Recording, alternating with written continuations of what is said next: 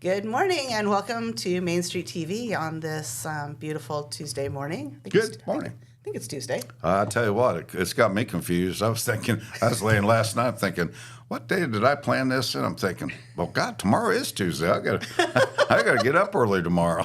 That's not my forte. No, it's not mine either. That's why our show starts at 9 o'clock in the morning. We are here this morning with Mark Carmen, and he's going to share some information with us about our local Kiwanis. But first, we have a couple words from our sponsors. At Vinton County National Bank, we believe in supporting the areas where we live and work. Now, we'd like to honor those who also serve our communities. Our new Community Champions account is especially for first responders, veterans, active military, and anyone employed in the fields of healthcare or education. This account offers rewards, discounts, and other benefits to those who give so much to others. Vinton County National Bank, rewarding those who serve.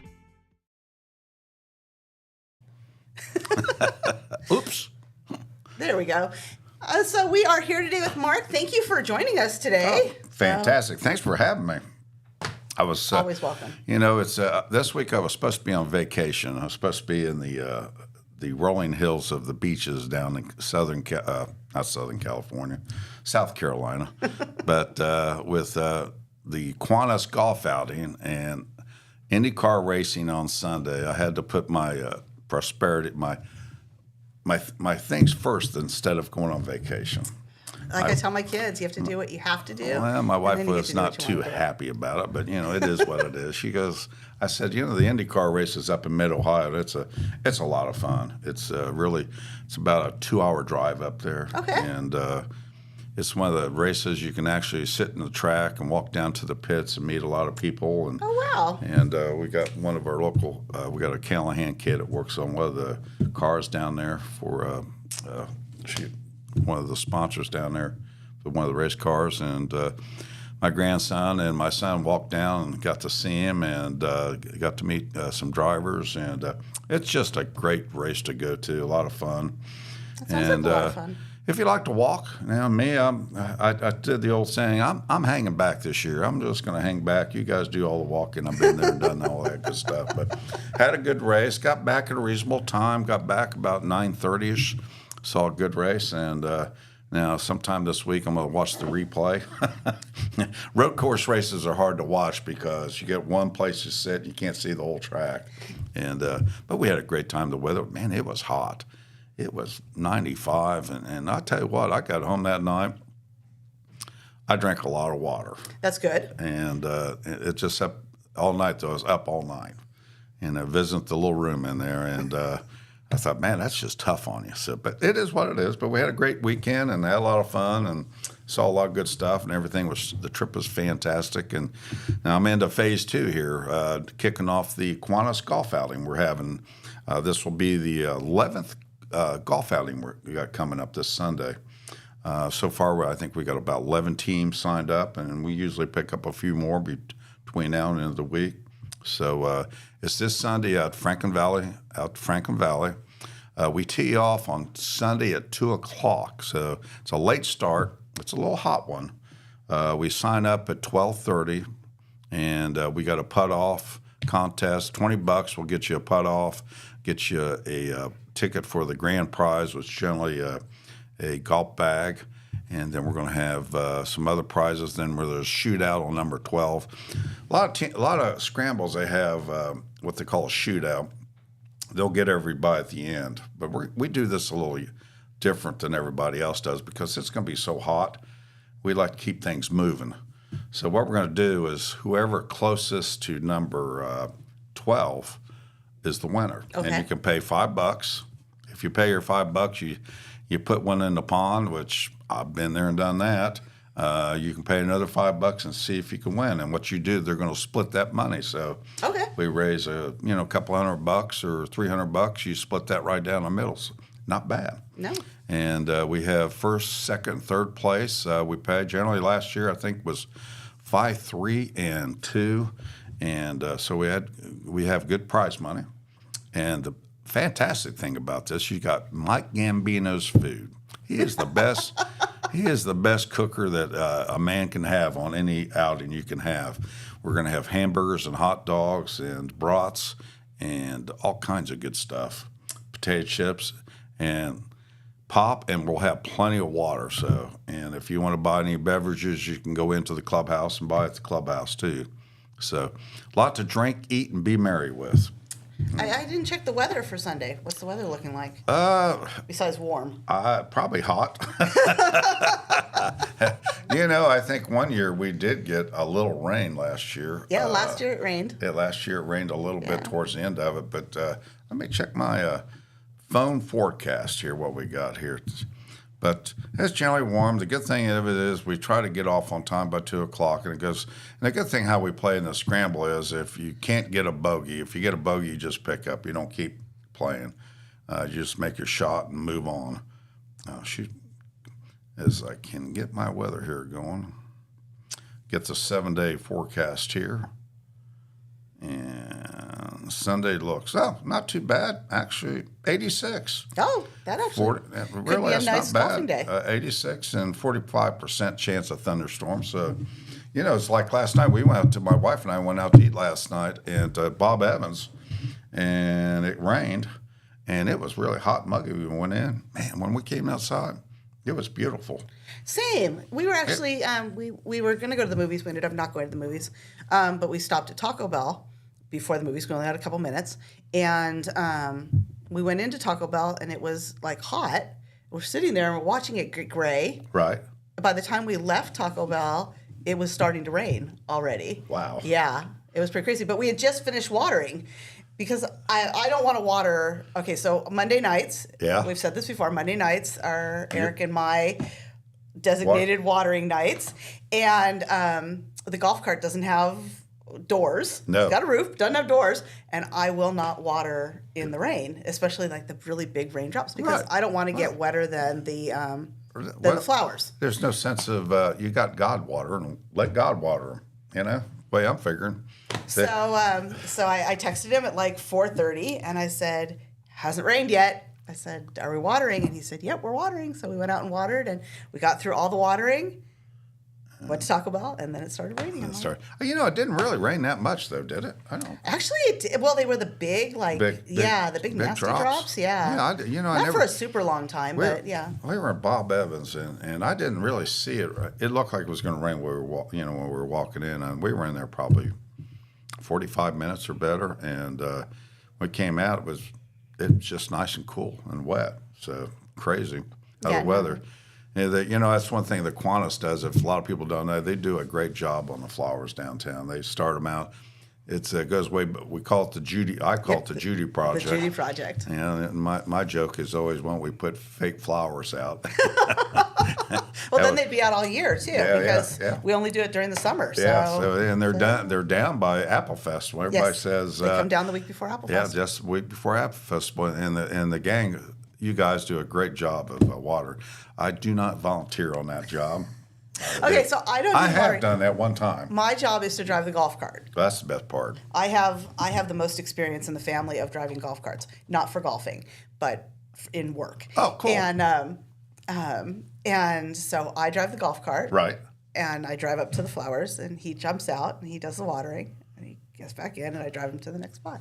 It's funny. It's a family affair. It's a lot of fun. Actually, I did it one year. I've done it once. I should say I haven't done it all. I've done it once, and my wife and I did. We did it pretty good. We were newbies at it, and not having anybody show us how to do it. Just drive up, take the thing out there, leave it count for so many seconds, and pull it out. But they do a great job. Well, my thing is, you load up the water before you leave, and make sure it's full and everything, and just about every stop. You better make sure you're not overwatering, because I'm not going back to go get more water. That's it. The water that's in the tank, that has to last for flowers on the end, for all of them. And he's like, "How many are left?" I'm like, "You got 2, so you better make sure you got enough water, because I am not driving all the way back to get water for one planter." Not happening. But we haven't had a problem with rain this year. My God, we've had a lot of rain. No, it's just amazing. My yard is like a car payment anymore. I pay my neighbor kid to cut my grass, and I was talking to my neighbor last night, and I said, I can't believe my grass looks like it hasn't been cut. I know. He just cut it last week. Yeah. It's crazy. And my other neighbor right next door, he cuts at the same time. It's crazy how fast the grass Well, we've is got growing. 15 acres. Oh, wow. I don't know what the heck we were thinking, but we've got 15 You acres. bumped your head. That's a whole story. I don't know if you ever shared the story of how we ended up buying the house in Jackson, but Like the Partridge Family. I bought it sight unseen. But it sounded like a good idea when we bought it. 15 acres, that's amazing. Yeah, Okay, that's when you're in all right. California, Oh, you don't have any acres. there's no acreage No, at all. you got rock. And you have everything's measured in like square footage or maybe a partial of an acre. Yeah, you So might 15 get acres. back over in your side of your yard. Yeah, it's like 15 acres. That sounds amazing. But a lot of it is grass, and that's a lot to cut. That's a bunch to cut. And we don't know. Actually, in California, our California house doesn't even have any grass. He pulled all all rock, he pulled all the grass out and put in Rocks? turf and turf. hardscape. Yeah. Oh, okay, yeah. So it's like almost zero maintenance on it. And here, he hasn't mowed a lawn in like forever. And so we keep acquiring lawn tools. So we are up to I want to say 8 lawnmowers at this point because he keeps trying different ones. And we have the big tractor with the big lawnmower. Yeah. We have a bush hog. He went and bought a zero turn. We have a couple of riding small tractor lawnmowers. We've got a push lawnmower. You guys like cut grass. We have so much, and literally, I will cut it, and then a couple days later, it needs to be cut again. I'm like, Where does it seriously? Seriously, I do not want to spend all of my golden years cutting grass. Usually in Ohio, generally July is generally when everything starts browning up, And I always laugh. I always like it when it gets hot and the grass kind of withers a little bit and gets brown. Hey, I'm out from cutting grass. There's nothing wrong with brown grass. We have an entire. Well, 2 pastures. We have 2 pastures that we haven't even got around to mowing, I think, this season. And so the grass is super high. Oh, yeah. I just call it the meadow. It'll get away from you really quick. Well, I just call it the meadow. I'm like, you're going to go cut the meadow? I'm like, I don't even know what else to call it. I mean, it's almost taller than I am. Yeah, it's insane. I'm like, just let it die At least off. you don't have dinosaurs running through it.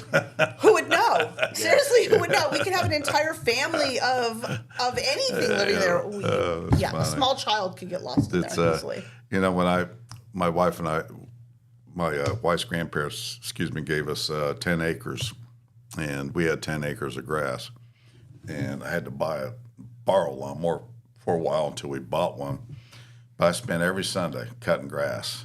All my friends were out playing golf and doing stuff, and I said, and we finally grew out of this house. We ended up having 2 kids, and the house was really small. And I said, I just want a yard that was like the old Lawn Boy commercial. You opened up the garage, you cut the grass, pulled the lawnmower out, then threw the lawnmower back in and shut the garage door. I said, that's what I want right there. So I bought a little house in town called over in Parkview, and it has this nice small yard. And we've moved since then, but I got a yard a little bit bigger now. I've gotten older. I've gotten smarter. I pay somebody to cut it. You know what? When we talked about retirement homes, it was always we want a smaller house. Yeah, we want to downsize. We don't need 6 bedrooms. We don't need all that I don't want to clean that much. Yeah. I don't want a lot of space. The kids are all going to move back in or bring all their stuff or whatever. And so that's what we did. We bought a smaller house. I should have specified on a reasonable amount of land. Yeah. Well, you were excited. You were from California, lived out there with no properties at all. It's all sandy, gravelly, and all that. My mom and dad lived out there for a while. In fact, actually, my dad is buried out in Burbank, California. Okay. And so I've got a little experience out there in the California land. And I remember my dad and mom driving us around. Now, that house right there, little small house, that's $1 million. Oh, gosh, yeah. And we go, and I said, wow, for $1 million. I said, that's, back home, that wouldn't be hardly anything. Of course, thinks of property is, property is unbelievable how it's gone up. But, you do have, there will never, ever be a problem ever selling that place because if you ever decide to sell it, because everybody's looking for something like that. Everybody's looking for land. Yeah. And a house out in the country, and they want country living, and they want the neighbors and all that stuff. Well, and our property is perfect because we really only have one neighbor. Which is perfect. And it's It's on the other side of the meadow. Yeah. The Reinhardts live on the other side of the meadow. Nice. So yeah. So it's nice. You can go out and have a cookout, turn your stereo up if you want to, and let your hair down and whatever. And Nobody would ever know. Our house is set back from the street, and Cool. Yeah, no, it's and we're bordered by the preserve, by the Lake Catherine Preserve. Oh, that's beautiful. Yeah. Out there in that area. So Lake Catherine's very, very pretty. a lot of grass. Yeah, a lot of grass. That's the only bad thing. Well, you don't have to keep up with the neighbors cutting. Some of it you can always let grow a little bit more. You know. That's what I tell them. I always think I'm like, nobody's judging you. Yeah. Like, seriously, nobody's judging nobody's going to judge you with grass like that. As long as you get your grass cut around your house, everything else is good. Unless you're just a person that loves to cut grass. Now, I have friends, they love to cut grass. They want to be on that mower and listen to music and cut grass. Now, me, I'm out. No. And I'm actually, out. it's funny. So I was 55 years old before I mowed a lawn, before I cut grass. Well, because it was when we got here, because I had to. Are you from California originally? Yeah. Well, you never would cut grass out there. Well, and then when we got married, Eric cut the grass until the kids were old enough, and then the kids cut the grass. Or we had somebody who came and cut the grass for us. Right. Until he pulled everything out. Right. But here it's just the two of us. Yeah. And the only way to make it manageable is if we're both doing it, because I'm not going to have the kids come down from Columbus once a week to mow the grass. That's ridiculous. No. But they love coming down to play with all of his lawn tools. When he bought the zero turn, in. they were down here, and they're like, hey, seriously, I want to turn. Can I cut grass? But I'm like, go for it. I'm like, sweet, hey, one less thing I have to do. But no, that's a family picnic. Honey, we're having a family picnic today. Would you like to come down? The joke in the house is every time I go out on my lawnmower, I get stuck somewhere. Right. I get it stuck in the ditch. I get it. Yeah, it's always. Well, it's been so wet. It's always getting. Well, even before it was wet, I just get stuck everywhere. So he actually put a like a toe thing on the front of the lawnmower, so it makes it easier to yank it out. But the other day, that's a good one. That's a good one. I haven't heard that one before. The other day, it's become a joke. It's like, how many times am I going to get stuck in the same ditch? You think I would learn, like, don't go in that. It's literally the same ditch I keep getting stuck in. It's like running out of gas. I do that as well, but yeah. But the other day he said, don't run over the hose with the lawnmower. I said, yeah, not a problem. And so I went over it. I turned off the blades and went over it, not a problem. Did that about 3 times. The 4th time, it snagged the hose, the brand new hose. It was supposedly indestructible, and some like metal hose, like stainless steel hose or something, and ripped the thing to shreds. Oh wow! Yeah. Oh wow! And so I'm like, I don't know what to tell you. I'm like, it's obviously not indestructible. But yeah. You're an animal out of control. He was not happy with me at all. I was like, well, I'm like, you can cut the grass. I'm like, I don't know what to tell you. They could probably use that. You know, the golf course out there at Franklin Valley has been beautiful this year because the grass has been growing so well, and they can't hardly. In the spring, they can't keep up with it because you know, it's just it's got to be the same as ours. It just grows, and you think, wow, this is ever going to stop. No. And then if you have lawnmower problems, then you got issues. I had, you know, we got about 3 acres out the car lot that we cut, and if you have problems with your mower, it's issues, and it's not cheap to get your your acreage cut. If you get 2 or 3 acres, that ain't cheap. No, it's not even cheap. Sometimes he has one of the kids come and do like out at the road. Clean it up out at the road, and and even that, stuff like that. Even that, it's like $50-$100 just to mow the area at the road. And, it's crazy. It's you know, there ain't nothing cheap anymore. The old thing about being cheap is gone. Oh gosh, gone. Everything's it's all relative. Yeah, it's all. You're right. It is all relative. It's all relative. Nothing shocks me more in prices than somebody will say, when somebody will tell me a price on something. Somebody, isn't that up yet? So, what can you do? It is what it is. I mean, if it's what you need, then you have to figure out a way to pay for it. You pay for it. Just we went out to dinner last night, and I haven't done this for a long time. Went to our local Bobby Evans, which their food was pretty good last night, and Sandy goes, damn, pops went up to $3.99. $3.99 for a glass of pop. Now you can drink all you want.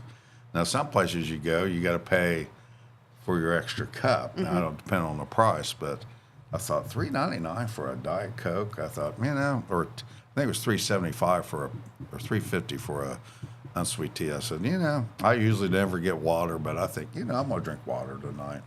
That's kind of nuts. Yeah, it is. Think about it very much is. I mostly drink water when we're out. Fountain drinks are, they're cheap.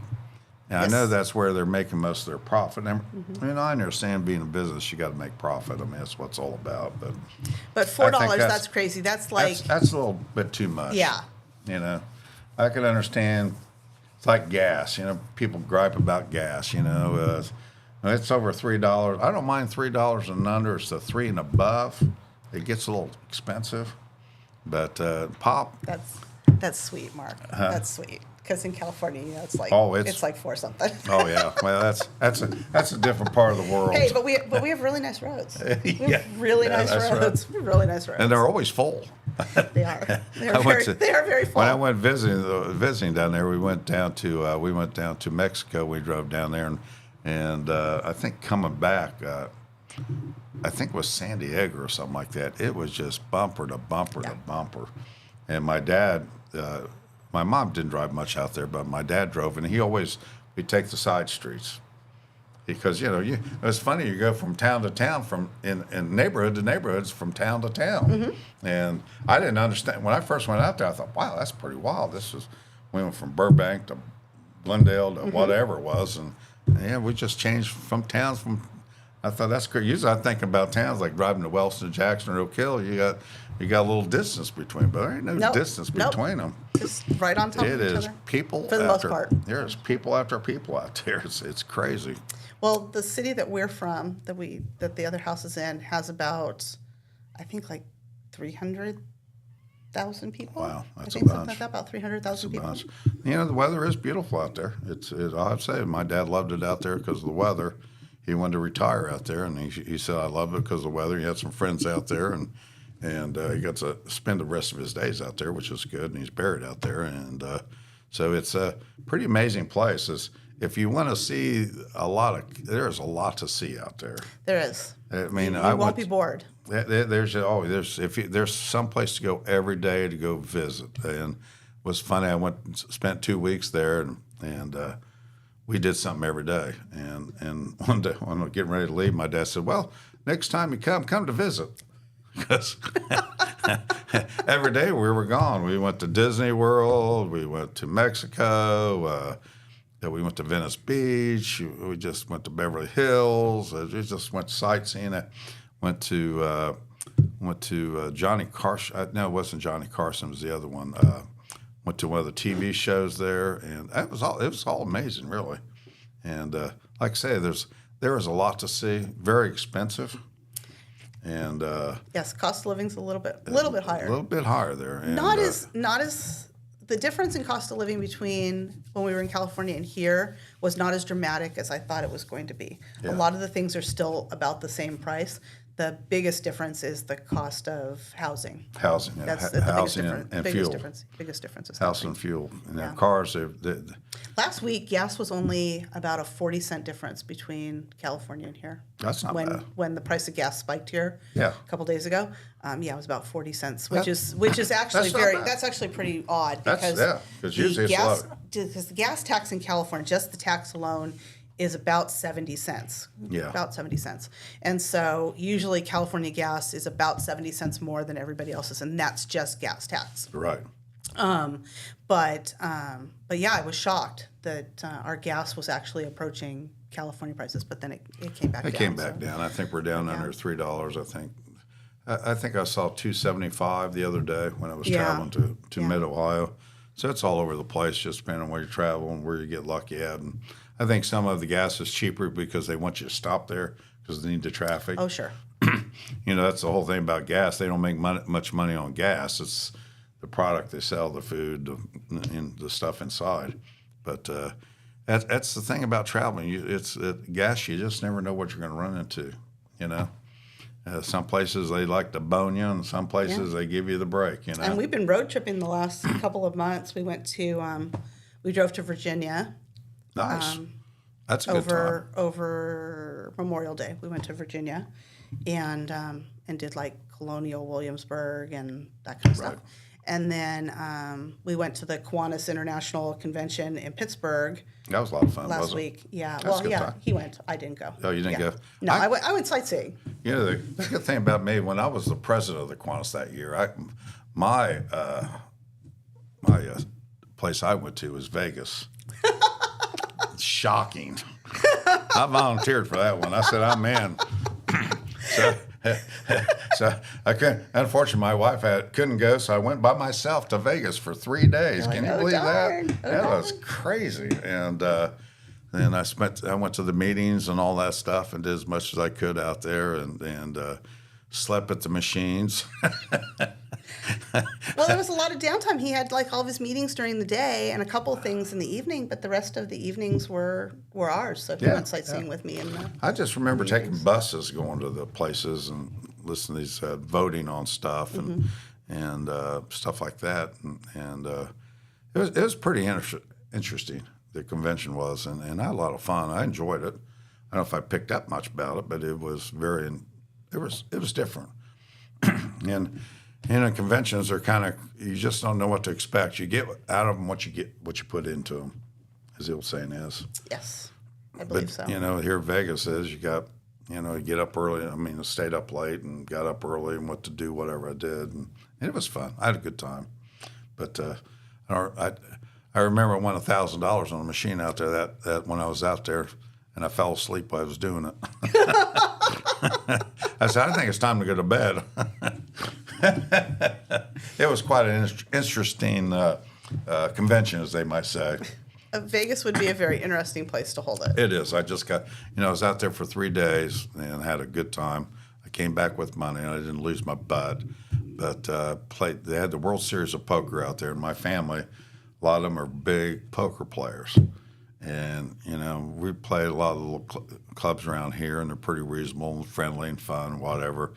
Out there was a tournament my wife played in. There was 6,500 people played in it. Wow. That is a lot of poker players. And they're from all over the world. Russia. You can name it, they're from everywhere. Japan. It's just crazy. And I played in one. I played one around 300 or 1,300 people. Or no, it was 1,200 people, and I didn't place. I placed out, but they put me in this room. I got put out, and I rebought back in. I went up to the second room. The guy says, "I'm glad you're wearing a jacket because it's cold up there." Cold wasn't the nature of the room; it was freezing. I was so cold, my toes were like turning into ice cubes.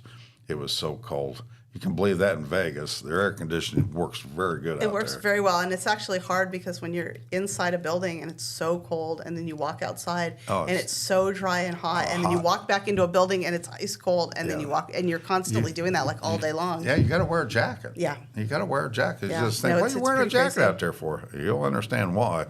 Yeah, no, it's pretty crazy. You spend any time in any restaurants or they got the air conditioning as cold as it can get. Yeah, any building. It doesn't matter even what it is. You can go into a grocery store and it's freezing cold. You go into a bank and it's freezing cold. It has to be, because if you're working there, Yeah. you're actually working, you're warm. But when you're sitting there playing cards, you're not getting any exercise, or you just get cold easy. But we had a good time. It was an amazing time. We drove out to Zion National Park in Utah. So I can say I've been in Utah. I never knew that when we sat down and having breakfast that morning, I said, where is this park at? And they said, Utah. I said, Utah. I said, damn. So it was about 2.5 hours from there, and we drove all the way over there. And actually, you would have passed through Arizona, too. Yeah, we did. Because you go, when you leave Nevada, there's a tiny little bit of Arizona. That you go so it's through. like you enter Arizona, and then you leave Arizona, and then you're in Utah. It's crazy. It's only a couple miles. That's but, funny. I kind of laughed about that. I said, oh, we're in Arizona. And then we went from Arizona to Utah. But what a beautiful park. We drove around there for around 3 hours or something like that. It was like $35 to get in the park. And we went up this trail, and we had a really good time. Yeah, and Zion's beautiful. It is a view. It's a different type of park. You don't see a lot of water.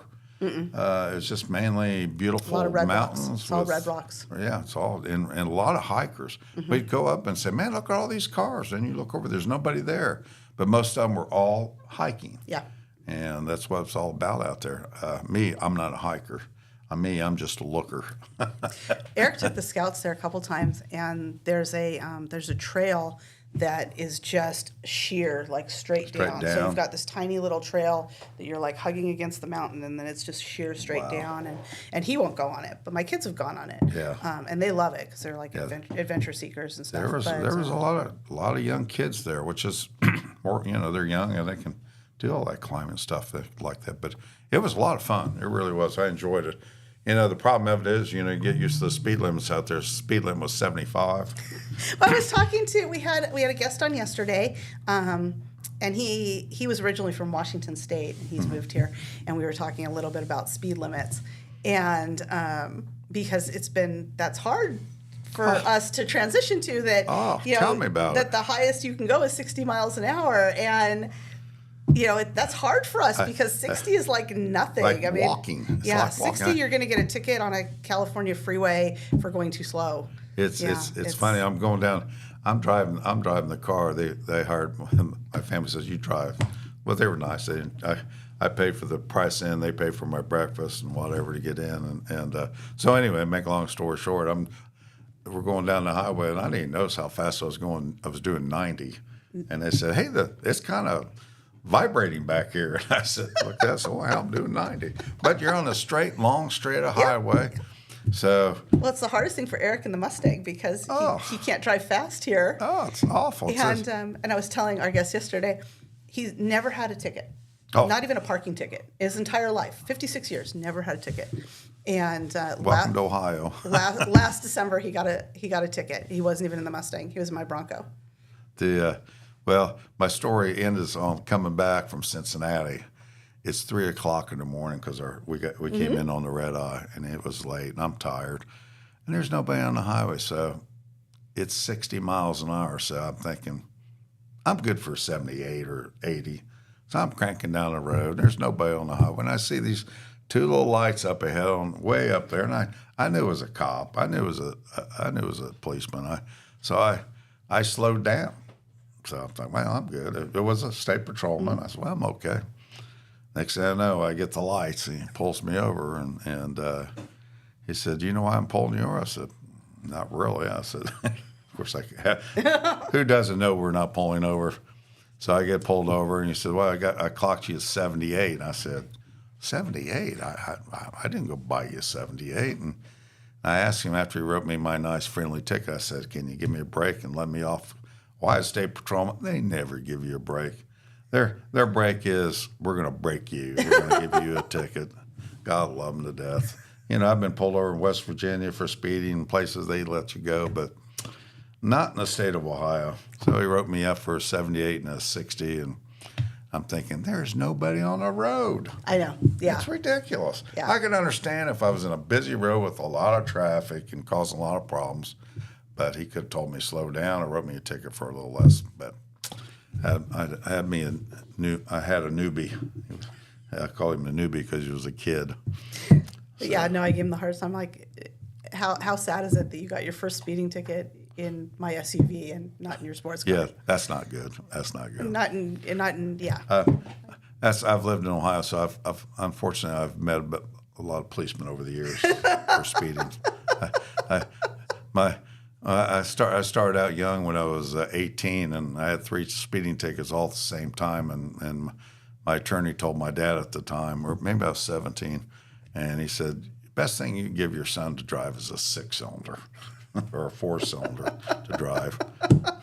So anyway, I learned a lesson. I asked this patrolman. I wasn't nasty or anything. I was really, nice to him, and I asked him, "How did you clock me 78? Because I slowed down." He goes, "Oh, we can clock from behind." I said, "You can?" So I learned something now. They can clock if they're facing north, and you're coming up from the south.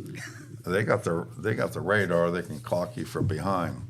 That's not fair, guys. That is not fair. You got to give us little guys a little chance out there to break the law a little bit. That is not fair. That's way, way over the rules and regulations of speeding. But, oh well. So I got a nice $182 or $200, I forget what it was, sent it that way. All good though. It's all good though. But anyway, get back on the Kiwanis Golf Yes. Outing real quick. I'll give you the cost of it real quick because we're running out of time here. The cost of the team is $280. That's $70 per player, and that includes your golf. We're going to have mulligans and skirts, and plus cookout, all the meals included, and plus another $20 player is for enter the putting contest, closest to the pin on 12, and split the pot and the grand prize. And the grand prize is, like I say, is going to be a golf bag probably, and we're going to pay it anywhere between $1,000 or up on prize money, depending on how many teams we have. It's a good time. It goes pretty quick.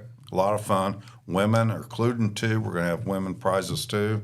So just because you think a golf outing is all men, it's not.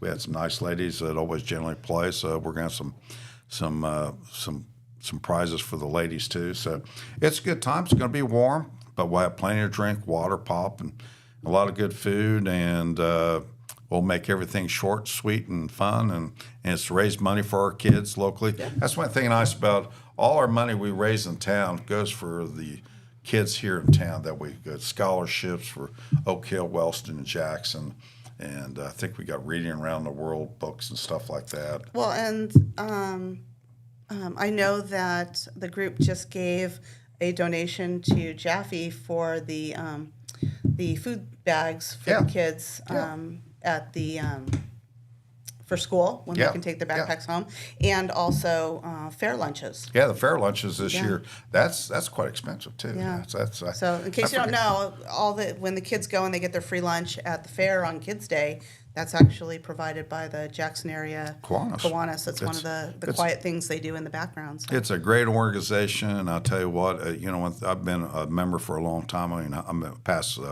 president, past board member. I've kind of bowed out a little bit to all the meetings and stuff, but this is my project that I volunteer for.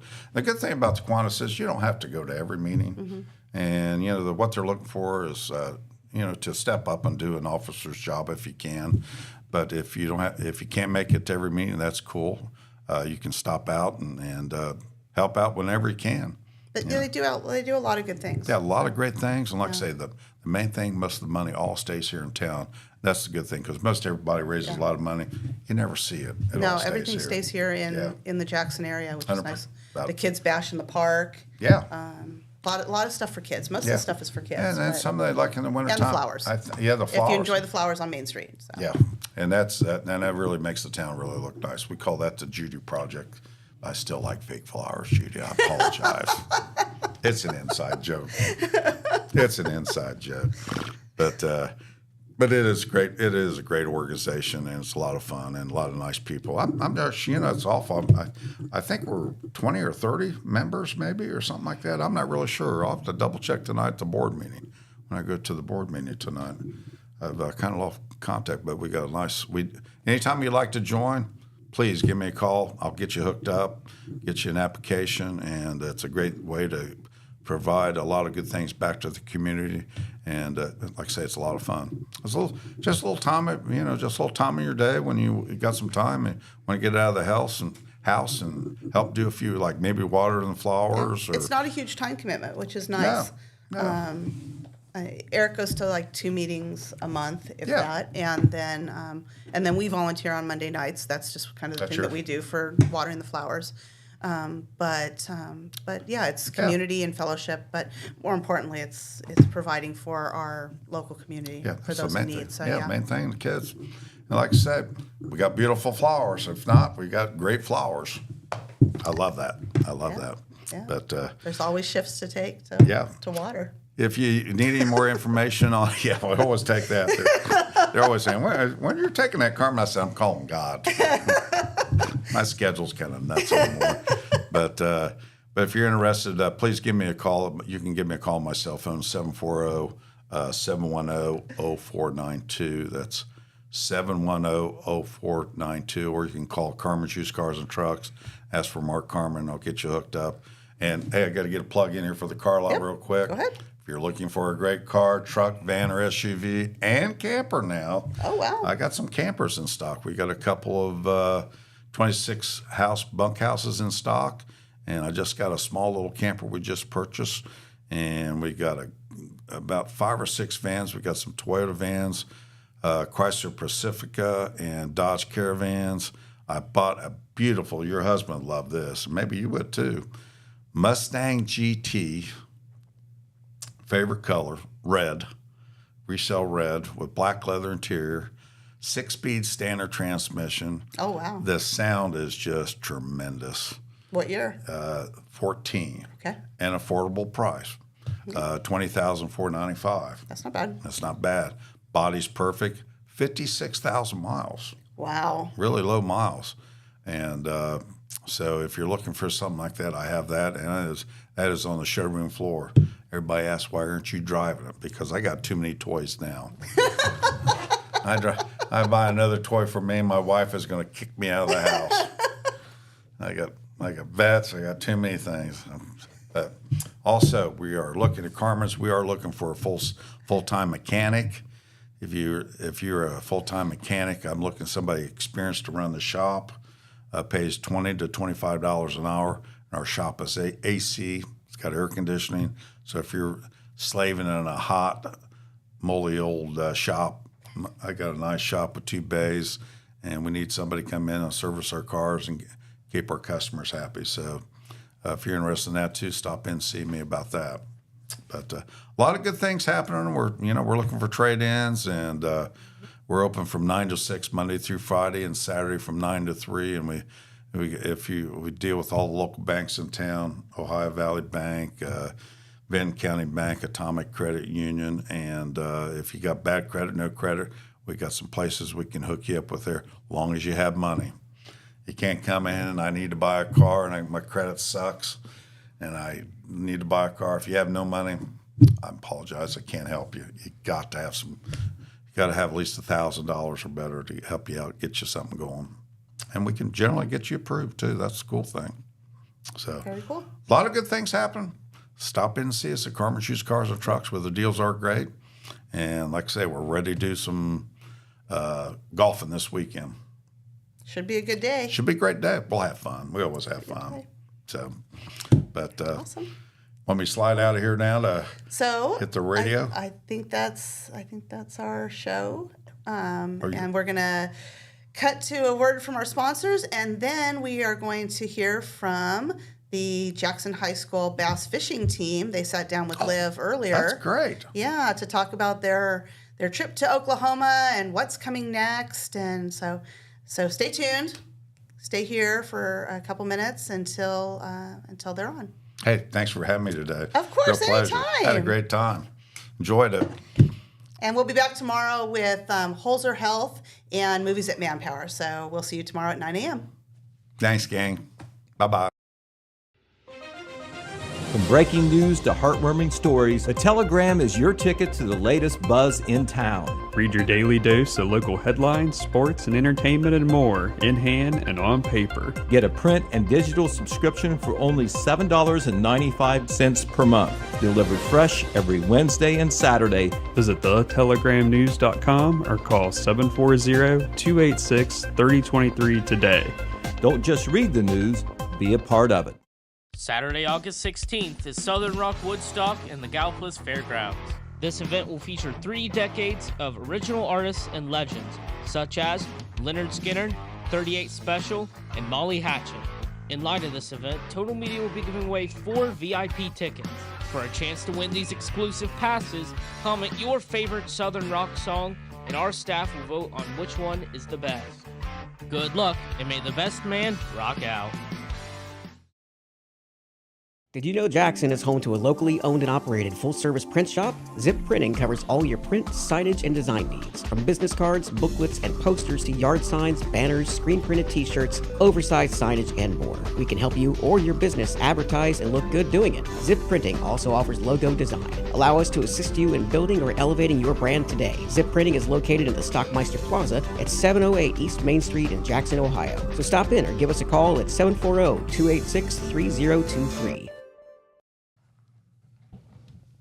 Good morning, everyone. I am Liv, and I am here with some members of the JHS bass fishing team. You guys just did something pretty spectacular. So you want to tell me what you guys did? Yeah, we went up to Oklahoma to fish the world championship and the national championship, and we ended up doing pretty well on the second chance day. We got 26 out of 255 boats, so we did pretty good there. It's actually 300. 300. 300. So a little bit better than you thought. Yeah, a little bit better. Yeah, I think one thing that we went up there and did pretty well is we adjusted a lot. With the first day, we had a pattern that we stuck with, and we actually got pretty good. And I think we had 9 pounds and something ounces. Second day, we had a rough day, and we had to make changes, and we made the changes by the third day. And I think we got 10 12. pounds and 12 ounces. So, That's Pretty amazing. good day. Yeah, it is the biggest fishing tournament that I believe there is, at least bass fishing tournament. There were 383 different teams, 2 people to a boat with 1 boat captain competing at this. So there were a lot of people in the water. Our days usually mine started around 3:30, try to get these guys out of bed about 4, get them something to eat. Rachel, my wife, did a great job, and Wes's mom and several other Stacy Clagg, several other volunteers helped us out a lot with kind of keeping those kids running and keeping them fueled up. But we started really early, and it was pretty beautiful to be on the water that early and, get to watch the sunrise, those of us that were awake. Hopefully. Yeah. But, to go out there and compete against them, and you fish 2 days and you kind of see where you're at in the standings. And then you get the second chance day. And I was very, very pleased and very happy to watch these guys on that third day. They made a couple decisions and a couple commitments to stick it out in a certain area. And it was the one day during the tournament that we actually had like a storm going. Mm-hmm. And it was all around us, and it blew pretty heftily and got some big waves, but they made the decision to stay in this one area, and it really panned out. You guys want to go ahead and walk them through that third day there? You want me to? Yeah, you can start. Yeah, so basically the first day or the third day? Third day. The third day, we had a spot that really stuck out to what we were looking for, and we found that spot out, and we kind of made the decision to stick there the whole day. There was a certain way that we were fishing. It's kind of off the bank on the rocks, and we knew that we could catch the fish there all day, especially when that time turned on where the fish wanted to bite. So we stuck it out all day until the fish didn't bite, but we actually stuck it out the whole day because they were biting the whole day. So how did we start that day? You remember what our first 3 fish were? Somewhere in like 1.5 pounds, 2 pound range. Had a 1.5 pounds, had a pound, 1 pound, 2 ounces, and a 13 ouncer. Yeah. So then what happened throughout the rest of that? We just started calling them out. We caught like a 3 or 4? A 3.8? 3.8. We caught a 3.8, and that was a really good call out because we caught out the 13 ounce. 113, yeah. So we had a really good call out there, and then we just kept calling them out and getting better fish. Awesome. So how many people did you guys get to meet or talk to, like afterwards, like during the weigh-ins and stuff, or when you were in the giant line to weigh in your fish? Yeah, we just kind of talked to all kinds of different people there, just seeing what's going on in other states. I thought that was pretty cool, being able to see like how people fish there and what's going on, and just really enjoyable getting to talk to all those different people. So I think there were 48 different states represented there, And Zimbabwe, can't forget that. and 2 countries. And so we do have some friends that have come over from Zimbabwe, and it took them, I think, 42 hours in flight time just to get here. Wow. And unfortunately, they also had some delays this year in Charlotte, but they always come over, and it's always great to hear them talk and to kind of see what kind of things they go with and do down there. But so with this experience, because this was your guys' first World Finals / National Championship, what are you guys thinking about for next year? What kind of things do you think we could do to get a little bit better, or what do you think your guys' plan of attack might be? Well, I think for me and Brady this year, to start off next year, I think we're going to work a lot on live scope. We have a couple like options that we can do, and we have the facilities that we can to do to make practice live scope. So I think we're going to go out and practice a little bit more for next year. Yeah, definitely just practicing live scope, studying the lakes, like figure out better ways to study because you can always learn more on how to study lakes. You guys did a pretty good job of that this year. You guys want to recap kind of how your year started? I think. Remember what happened at Burr Oak? Yeah, we started off pretty hot at Burr Oak, breaking the school record, and then we went again at Rocky Fork and broke it with 14:02. 14:04. 14:04. 14:04 is now the new school record. Yeah. So we started off pretty hot, and we won both those tournaments with that. Yeah, to be honest, I think after talking to nationals, 14.4 isn't that much though. It's kind of crazy that we would have 3 fish at nationals for 10 pounds, and some people would have 15 pounds for 3 fish. It's kind of ridiculous our record at home. You know, I mean, it is the biggest stage, you know, for bass fishing. Like I mentioned before, a lot of the pro tournaments and college tournaments kind of stop at 250 boats. Mm-hmm. And one of the things that, you know, we're just in our 3rd year. Yeah. And we're really just kind of getting started and really getting acclimated to what we got to do. But, you know, when we go there, you kind of get starstruck just a little bit. 2 of the top professionals in bass are Edwin Evers and Fred Rambanis. Yeah. And when you look over and you're fishing against Edwin's son and you're fishing against Fred's son, it puts a little bit, you know, in your mind there. It's like, man, but we did, you know, like I did, we represented very well. Yeah. We had an opportunity this year because we took 6 teams to have 18 limits. And a limit was 3 fish for this tournament because it's so big. Usually it's a 5 fish limit. But out of the 18 opportunities that we had, we ended up, excuse me, getting 16 of the 18 limits, which is a pretty big turnaround considering last year at Hartwell, out of the 21 opportunities we had with 7 teams, we ended up with 1 limit. So we've grown a lot as a program, and, you know, these guys don't say a whole lot, but they put in a lot of work and a lot of dedication. You know, they don't always enjoy all the drills we do and stuff and practice and all the quizzes and the map study and the techniques and things that we learned, but they really did put it into practice when we were out there. And so I'm really excited, you know, to see what we got coming up next year. We had 2 seniors this year, Gabe Taylor and Colson Oyer, and they were one of our 3 sets of national championship qualifiers, which Wes and Brady won our points, and they were number 1. Michael Stevens and Cohen Oyer, Colson's little brother, were number 2. And then at the state tournament, Gabe and Colson were able to get in the top 4 and got themselves in there. And at the World Finals there, Colson Oyer, after checking the books, has tied the school record with a 5-pound, 8-ounce bass, a 5.5 pounds. So he's tied now with Cohen Davis for the big bass that we have in school history. So we made just a lot of strides, and we have so many sponsors to thank. And if you look, you know, at the front of our jerseys, we have a lot. And these guys got to benefit a little bit, well, actually a lot, from a lot of our sponsors stepping up. Hire stepped up, Geiger Brothers, Bryn Mawr, Malone's Marina. Trying to think. We had another big one. Let's see. Iron City Pipe and Iron City Implement all came together, and also National City Bank. And I'm going to put you on the spot right now, Wes. Give us the law firm. It was like OHMWC. OHMWC law firm all came together. Vinton County Bank came in with us and helped us to purchase a new boat for the team. And yes, it is. The community support here in Jackson is unlike anything else. Mm-hmm. Ever since we have started from day one, we've had tons of support and a lot of people coming out and helping us with all kinds of different things. And, you know, getting this boat, it's, you know, newly updated. It was newly rigged. It's a lot bigger. It's a lot safer, a little bit faster.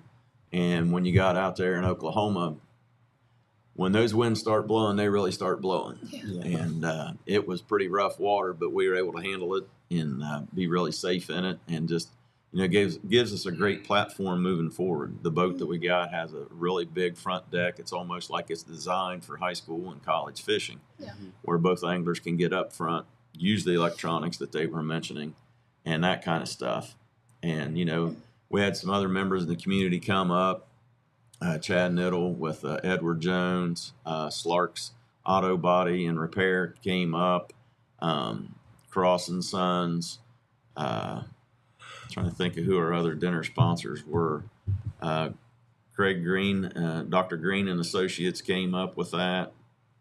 And so we had just a ton of people come out, you know, because when you're trying to feed, we had 12 anglers in one house, and trying to get them up every morning and get them going.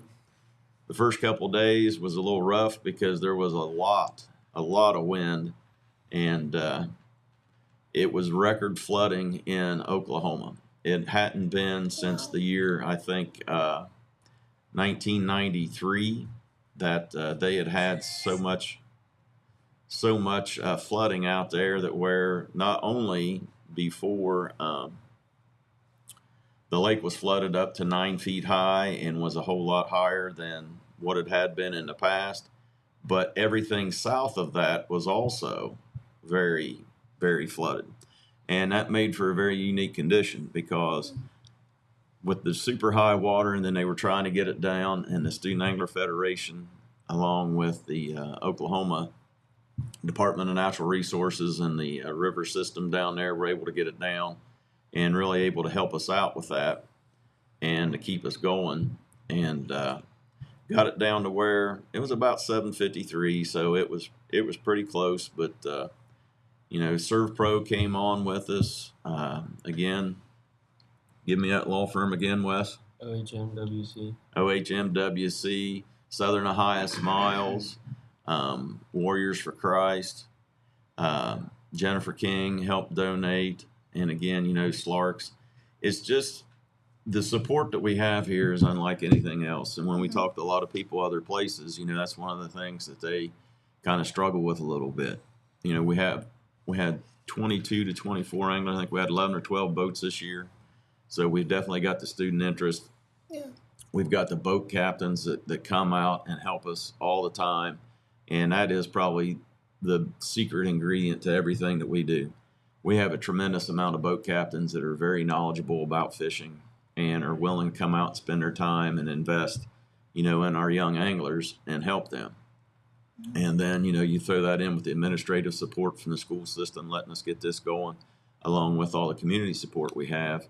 It's just a really good mix. And it's just, you know, we've been able to very fortunately have every year that we've had a program, we've had at least one set of anglers signed to go to fish. You know, Gabe and Colson are going to be fishing with Tom Sutton down at the Rio Red Storm down there. And so it's just amazing what we've been able to do in such a short amount of time. Yeah, that's amazing. So go ahead and tell me what your favorite memory is from just fishing, like in this whole year. I think mine was probably not just like one memory, but I think my favorite part about this year was just going to all the different lakes, catching all the different kinds of fish on all different kinds of baits, just learning how to throw each and every bait a little bit better. My favorite memory is probably staying at his house whenever the nights before the tournament. We always have fun, and we have this little thing that we do that helps us, we think. But we do that every night, and that's probably one of my favorite memories. Yeah, that's So amazing. Sometimes, you know, people can be a little superstitious, I guess, maybe, or I kind of call it stupidstitious. But when I've looked back, you know, our whole team, the amount of practice and the amount of effort that our kids have put in, and the amount of growth. I mean, watching these guys, I was their boat captain this time, and watching them progress through. We had a really strong first day, lost a fish or two, but nobody got their heads down. Second day was pretty rough, but then the third day they came out, they were focused, they were positive, they had a good plan, and it showed a lot of maturity as an angler, because usually the tournaments that we fish around here are a one-day deal. Yeah. You go in, you go hit it, you can hit them that good that one day, and if you do, then you're at the top, and if you're not, you're not. But being able to go back and take what the water's giving you and looking and seeing, you know, hey, these fish are doing this, and now with the weather popping in the way it did. You know, like first 2 days were super windy in practice, got a little bit better then, it kind of calmed down. And then the third day was, you know, a big storm coming through. And so just a lot of adaptability out of all of our anglers that did very, very well here. And so I think it's just one of those kind of things that when you watch that and you see when you're given an opportunity like our student anglers have been given, you know, to show what we can do. You know, that's one thing that Jackson, I think, has done just a great job of, is that, you know, not only have we always been strong in football and baseball and basketball and track, and, you know, soccer has built a great program over the years, tennis, golf, you know, you can just go on, volleyball and all of those. But, you know, here lately now we've got esports and we've got fishing and we've got bowling, and we've, you know, been able to showcase a lot of the talent that our kids have. And so it's just a great place to be a part of. Yeah. All right. Well, you want to go ahead and switch out and get the other team up? Yeah. Hi, and we're back with another group of anglers. How are you guys this morning? Good. Good. Many words over here. Many words, yeah. This is going to be the first time for these two on the air, so it's going to be interesting to see how they do. But kind of after what they did in Oklahoma, the secret's going to be out. So you are looking at our first two world semifinalists. So for the world finals, Nick and Lakin were able to amass, 1914 over 2 days. And the world finals is it's everyone that goes out there is in the world finals. Mm-hmm. You have some national championship qualifiers that are just fishing they're able to fish for the national title and only them. So the top 10 from that segment goes automatically into the world finals. Mm-hmm. Because Nick and Lakin finished at the top of the state of Ohio. Out of all the teams that came from the state of Ohio, they were the best team there. And the second place team advanced to what is known as the semifinals. So it's semifinals for the world finals. So I'm going to call them world semifinalists, I think is the best thing I've finally come up with. But they were in there, and then you guys were going against I think like 73 other anglers competing against them. And so, like I said, you know, we've made some great strides this year, and, you know, this is really one of them to be able to break through and to get into that. So tell us a little bit about how your guys' trip to Oklahoma went. So the first day, we found a spot that was pretty good, and it produced fish throughout the whole tournament. And first day we had like 11.5 pounds or something like that, and it was an amazing day. Our first 3 fish, I think, were our keepers the whole day. And second day we had 8.5, I believe, and we were back at that same spot basically the whole day. We made a few changes throughout the days, but mostly that spot there produced most of our fish. And it seemed as later in the week it got a little wore out, the spot did, but it produced some good fish and helped us get a good spot in the world finals. So what technique were you guys using? We were using Texas rig with like a 1/8 ounce weight on it, and using creature baits mostly like a green color or like a black and blue. So, Lakin, what did you think? It was, I don't know, like I think it died out throughout the week, like Nick said. Like the first day it was the first day of practice that we found that spot, and it was like I've never caught fish like that in my life, and it was just back to back. Like we went through that spot once, and we caught like 3 fish just like cruising through, and I was like, it was the first time I've ever caught fish like that. So you would think that fishing in Oklahoma is a little bit different than fishing in Ohio. Yeah. Then.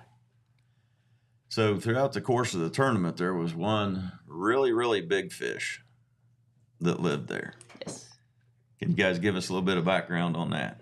Well, we were looking on LiveScope just to see what was there, and there was one fish that stood out. And later in, I think the second day, Lakin hooked onto it, but we unfortunately couldn't get it to the boat. So we came back the third day and hoping to get it to qualify to go to the final day, and we had no luck doing that.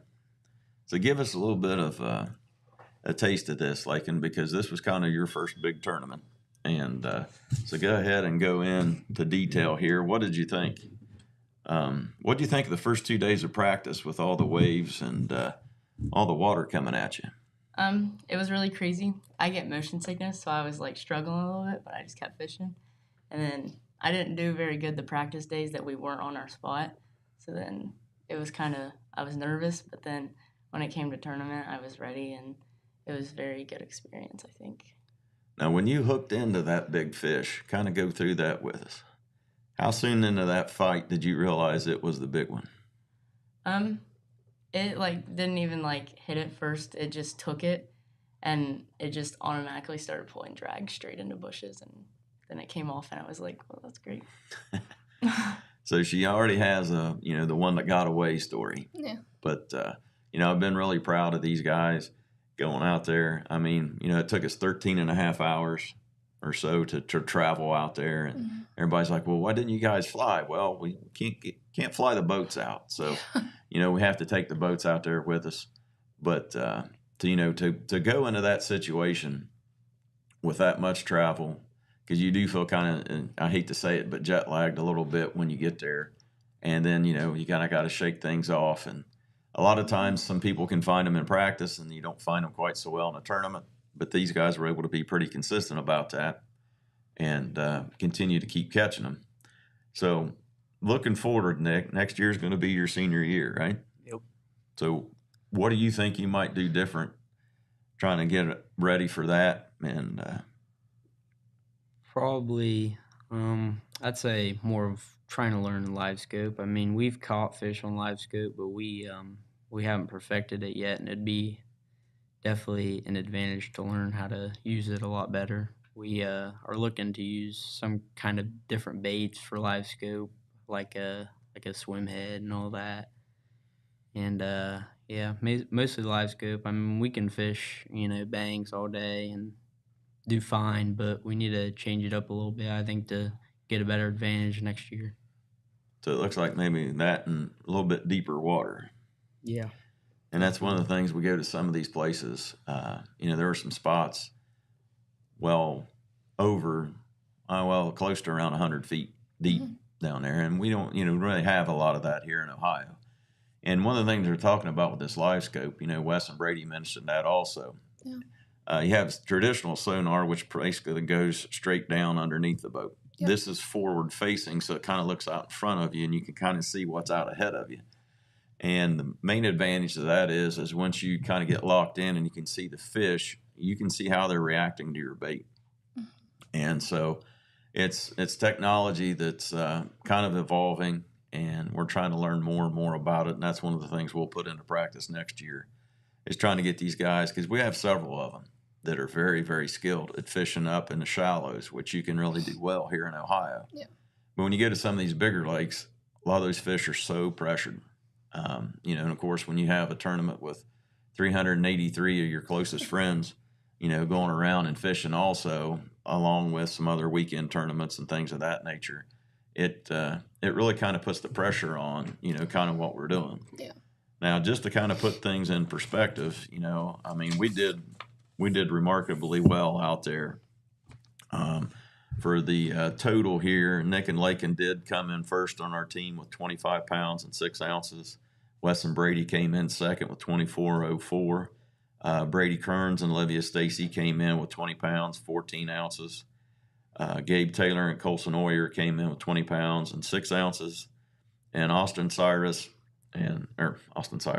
Walker and Cyrus Mannering came in with 12 pounds and 2 ounces. And they really progressed throughout the tournament. Practice was a little rough, kind of the hard water. And then the first day of the tournament, everybody on our team had a limit. Second day was kind of rough because, we're not really used to that turnaround. You got to go back and you got to try to repeat that. Yeah. And they had their worst day then, but then they finished up with a strong limit their last day. And then Cohen Oyer and Michael Stevens would have had probably around 13, maybe 13 and a half pounds. But one of the things that they did I thought was really good and really tries to show what we're trying to teach is, if we do anything to harm the fish, then we won't have them to fish for later on. And so, again, the water was pretty choppy and stuff, and you always want to, high heat. We had I think 93 was probably the lowest high out there. And so you got to be very careful. You got to watch your fish and make sure that, while they're in the live well, that nothing's going to happen to them. And when they were coming back, they had stopped at a spot and they had 2 fish, so only 1 fish short of a limit. But they made the decision that, hey, we're not in contention. We haven't had the tournament that we, had hoped to have. They'd done pretty well going out there and catching the fish that they did. They had 2 days of limits, but they made the decision to go ahead and to turn those fish back to make sure that they survived, which, so they didn't weigh any fish in on the 3rd day, but it just kind of shows the respect that they have and the ethical behavior, that we really try to put out there is that, we want to do this, but we want to do it in a safe way for all the fish and that kind of thing. And, to represent ourselves and each other very well. So I think they did a great job with that. And so it's just to be a part of this and that, to have this written out. If anybody would have asked me 3 years ago when we started, where are you guys going to be at in 3 years? Yeah. Definitely would have not have been able to write this. There's no way I could have scripted this from, just getting started, having only 1 tournament against other schools our first year, making it to the national finals that year, or the national championship that year, and having a team in the world finals. And that was Landon Camp and Hunter Seitz. And then Landon went on and he signed to go fish with Rio. And then, Tyler Eggers and AJ Graham were in the world finals, and they did very well on the 3rd day, and they kind of got things figured out. And then that's just kind of propelled us, into the 2nd season.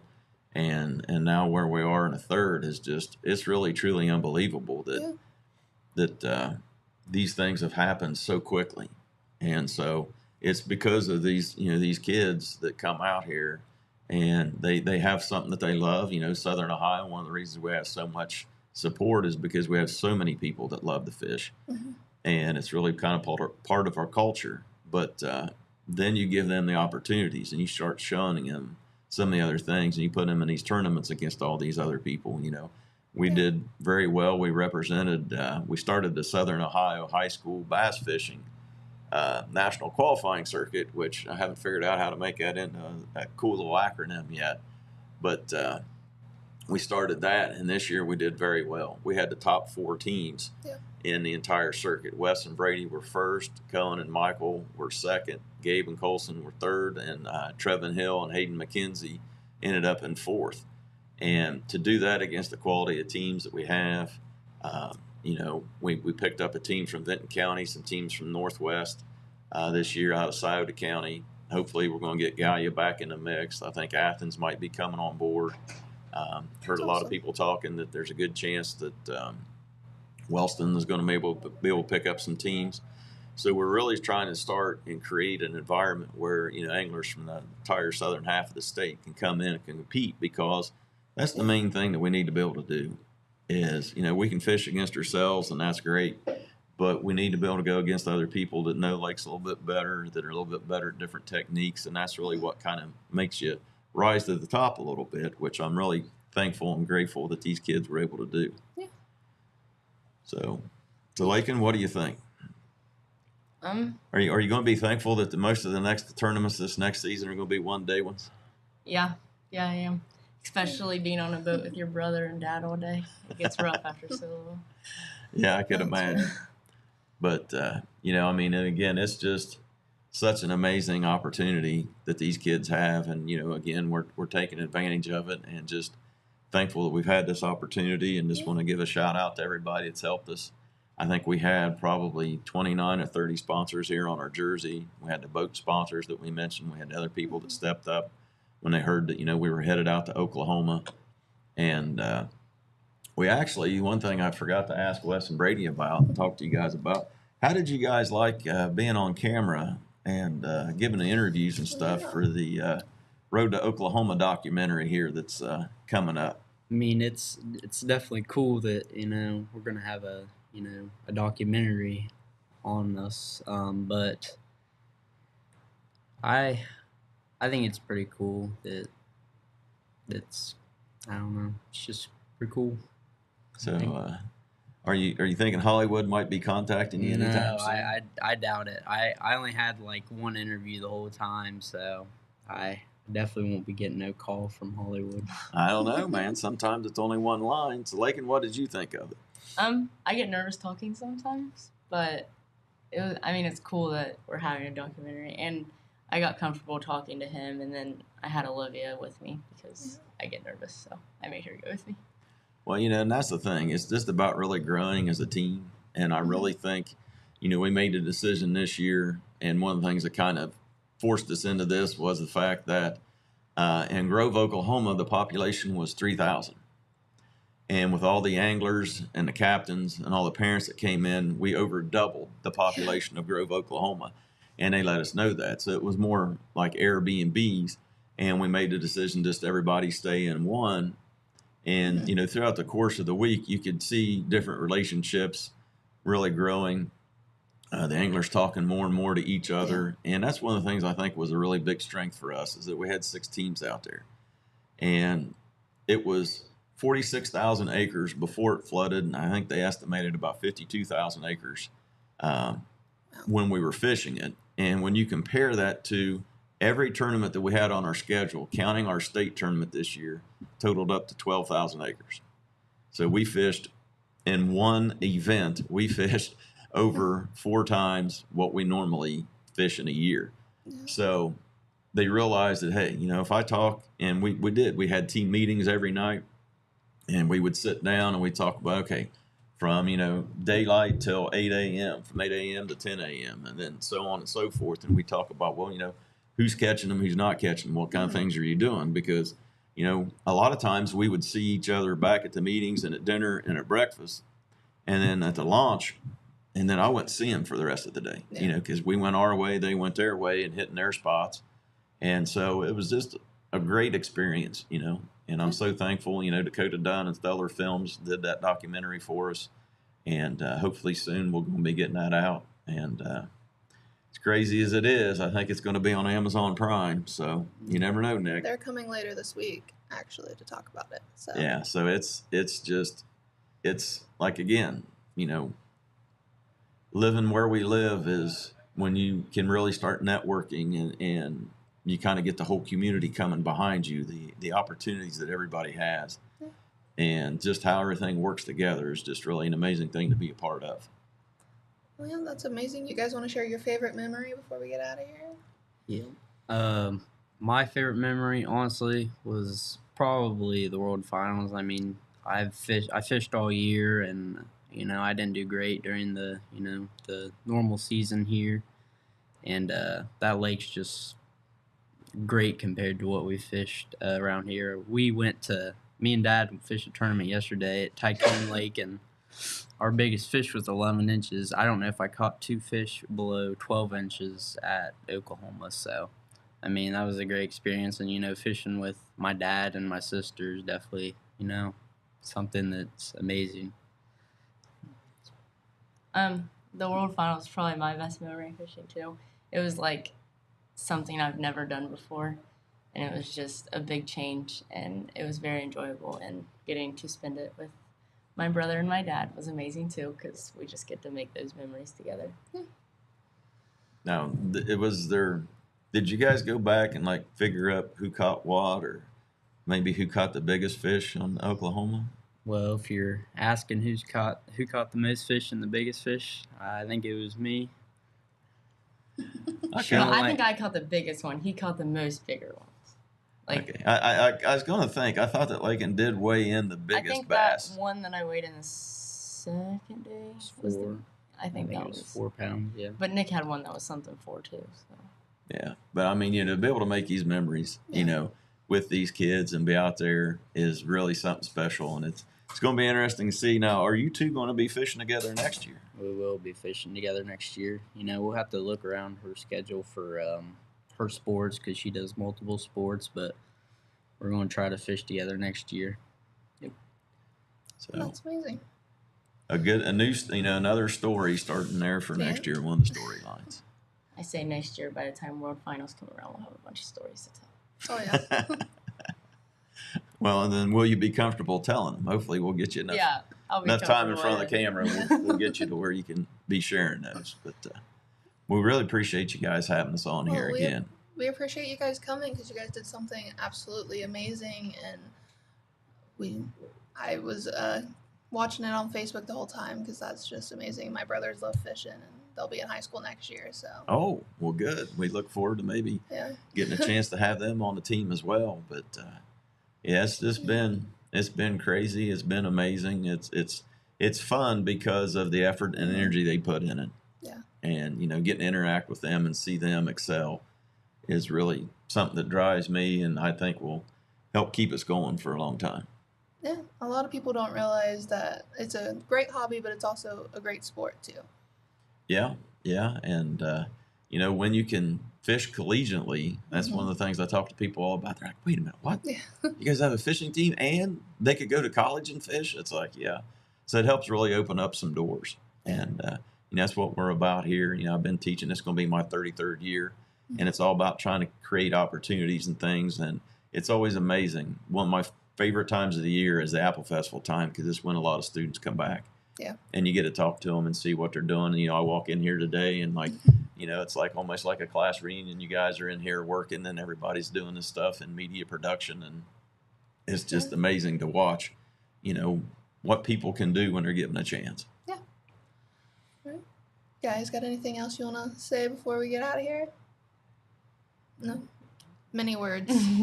Many words. Yeah. Hopefully more to come. Yeah. All right. Well, thank you guys so much for stopping by, and we'll get you back soon, before your next season starts. All righty. We'll be having some fall tournaments, some practice tournaments. Yeah. We might pop in then and give you a little bit of an update and kind of see, but we're excited to keep it rolling, and we're going to be looking at Cumberland next year, which is only 4.5 hours away. A lot closer than what we've been the last 2 years, 10 plus hours away each time. Yeah.